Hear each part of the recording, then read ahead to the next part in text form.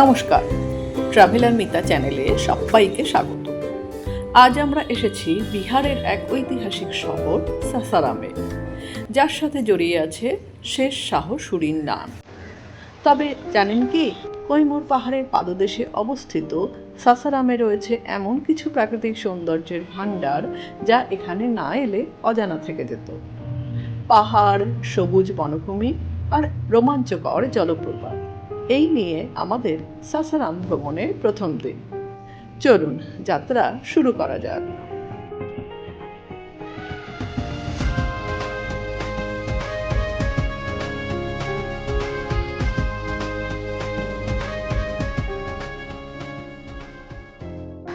সাসারাম থেকে আজকের আমাদের প্রথম সাইট সিইং আমরা এসেছি এই সীতাকুণ্ড ঝর্ণাটা দেখতে।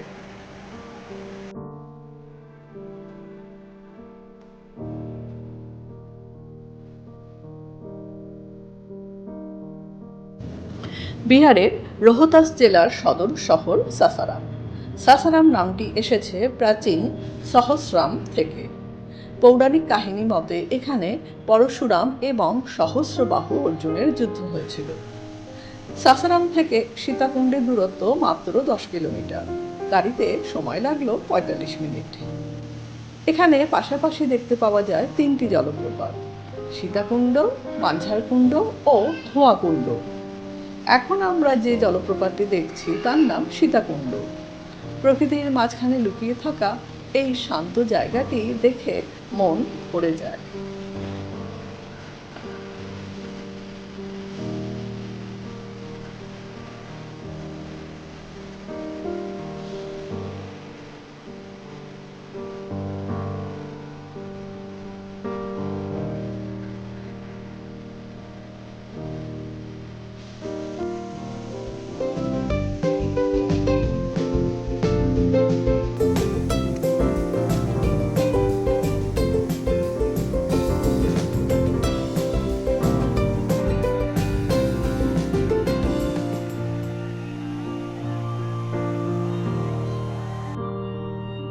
সীতাকুণ্ড দেখে আমরা চলে এসেছি মাঝের কুণ্ড নামক এই ফলসটা দেখতে।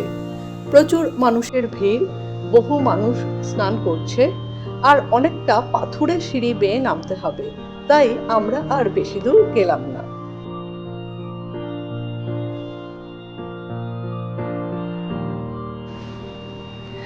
এবার আমরা এগোচ্ছি ধোঁয়াকুণ্ডের দিকে।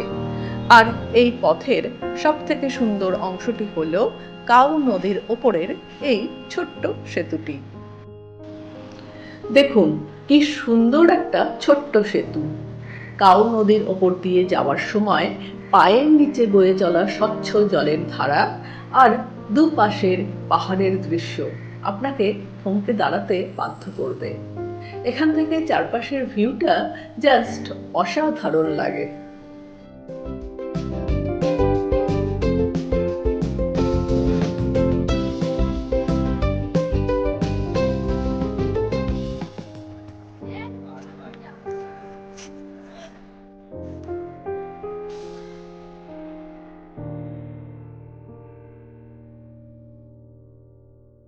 মাঝের কুণ্ড থেকে ধোঁয়াকুণ্ডের দূরত্ব খুব বেশি নয়, কিন্তু পাহাড়ি চড়াই উতরাই এই পথকে আকর্ষণীয় করে তোলে।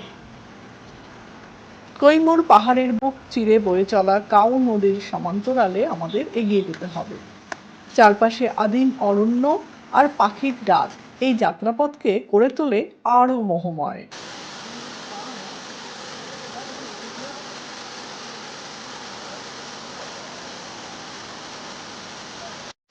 ঝর্ণার কাছে আসতেই জলের তীব্র গর্জনে কানে তালা লেগে যাওয়ার জোগাড়।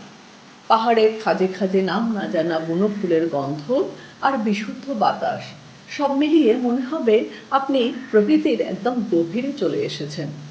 তবে সাবধানে পা ফেলা দরকার, কারণ পাথরগুলো বেশ পিচ্ছিল হয়ে থাকে।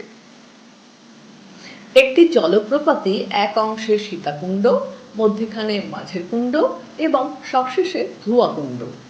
কেন এর নাম ধোঁয়াকুণ্ড জানেন? যখন ওপর থেকে কাউ নদীর জল প্রায় 80 থেকে 100 ফুট নিচে সজোরে আছড়ে পড়ে, তখন জলের ক্ষুদ্র কণাগুলো চারপাশটা কুয়াশা বা ধোঁয়ার মতো আচ্ছন্ন করে ফেলে। দূর থেকে দেখলে মনে হয় পাহাড়ের গা বেয়ে সাদা ধোঁয়া বেরোচ্ছে।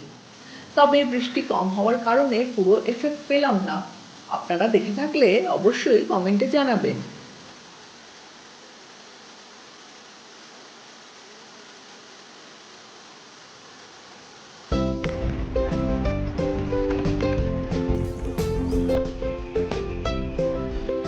দিনের শেষ গন্তব্য শক্তিপীঠ তারাচণ্ডী মন্দির। কথিত আছে সতী মায়ের দক্ষিণ নেত্র এখানে পড়েছিল। লোকমুখে প্রচলিত গৌতম বুদ্ধ জ্ঞান চক্ষু উন্মোচনের পরে এখানে দেবী বালিকা রূপে তাকে দর্শন দেন। স্থানীয় বিশ্বাস মতে খুবই জাগ্রত এই মন্দির।